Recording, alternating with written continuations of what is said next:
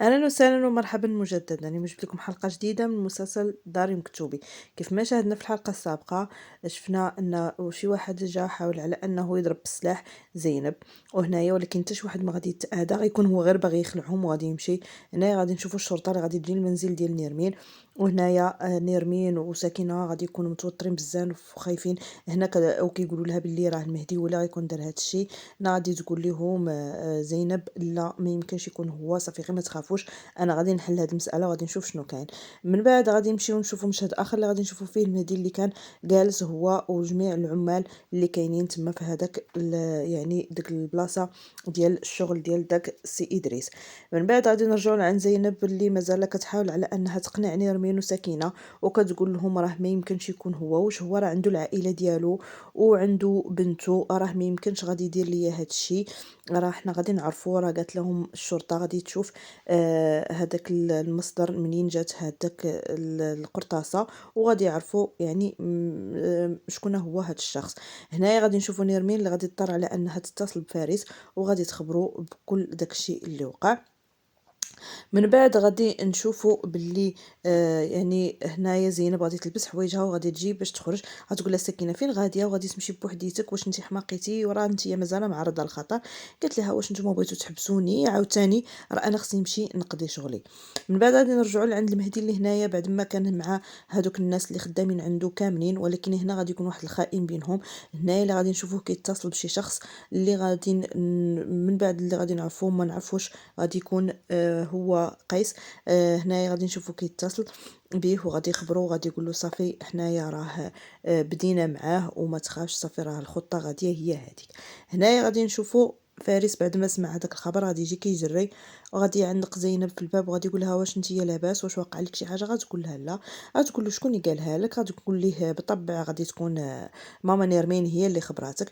قالت لهم واش التالي نتوما ما بغيتوش تفهموا؟ هنا غادي يقول لها حشوم عليك، علاش انت ما قلتي لي حتى شي حاجه؟ هنا غادي تقول لهم علاش نتوما كتحاولوا دائما تقرروا في بلاصتي؟ دائما انايا كنبغي نحل مشاكل راسي، ولكن ديما كنلقاكم واقفين وانتم كلكم باغيين ديروا نفس الشيء. انا باغي نحل مشاكلي بوحدي، وحتى دابا ما غادي يمشي معايا حتى شي واحد وغادي نمشي غير بوحدي. من بعد غادي نشوفوا نوح اللي غادي يمشي وغادي يتصل بجميله وغادي يقول لها شنو وقع.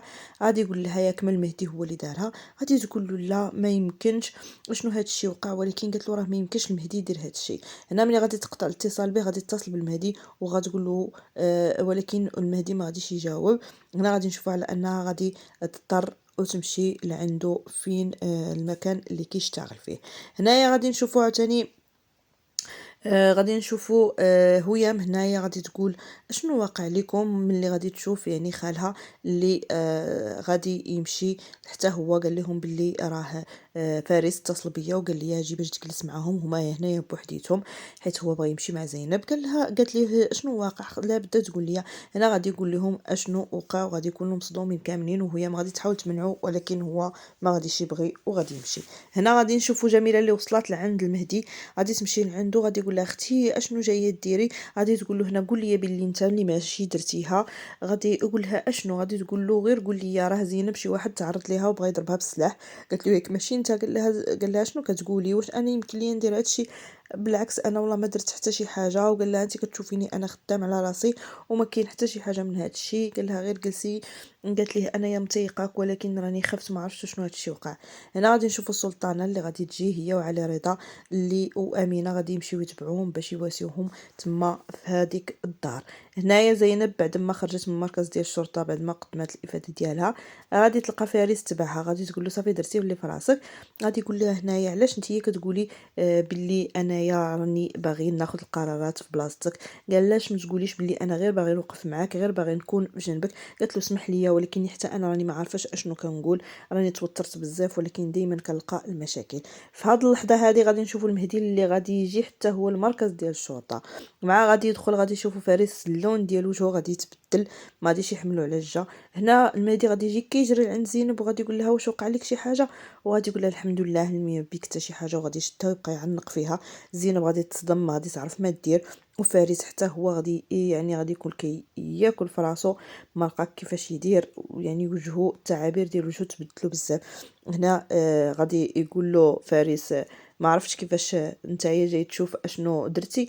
هنا غادي يقول لها زينب انا راني ما درت حتى شي حاجه، كنحلف لك بلي ما درت حتى شي حاجه. وهنا غادي يقول لها بلي حتى انا راني كنت تعرضت لنفس الشيء، انا والعائله ديالي، انا خصني نعرف شكون هاد الرجال، حتى انا خصني نبحث، وتا انا الا بغيتيني راه غادي نقدم الافاده ديالي. هنا غادي يقول له فارس كيفاش نتايا عارف بلي نتايا طيحتي في هاد المشاكل كلها ومن بعد جاي لعندها.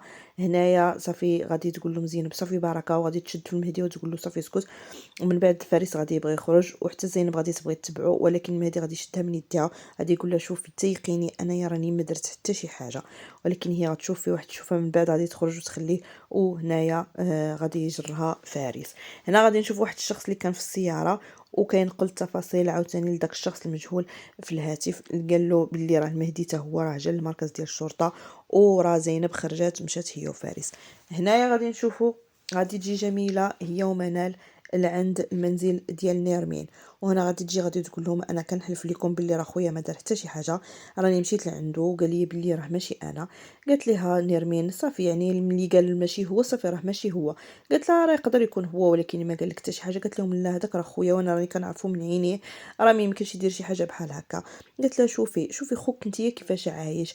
قالت لها واش هو كان في السجن وخرج ولا غادي مع الناس بزاف، الحراس ها وليتو ساكنين في واحد البلاصه اللي ما عمركم كنتو كتحلموا بيها، والطوموبيلات. وقالت لها شنو هاد الخدمه، شنو هاد الخدمه اللي غادي ترجع الراجل بحال هكا ما بين الليل ونهار. قالت لها سولي راسك الا ما كان مورط راسو وغادي يورطنا حتى حنا معاه. من بعد صافي جميله غادي تخنق بزاف وغادي تخرج، غادي يخرجها نوح وغادي يقول لها شوفي انت بلا ما تهزي الهم، صافي دابا المشاكل يتحلوا. قال لها علاش انت دائما هازه الهم لخوك، خليه يعيش حياته وخليه يدير هذاك الشيء اللي قال ليه، وخلينا حنايا نعيشوا حياتنا ونديروا حتى حنايا الحاجه اللي راها يعني مزيانه لينا، وباش ما تنتي ترتاحي في حياتك.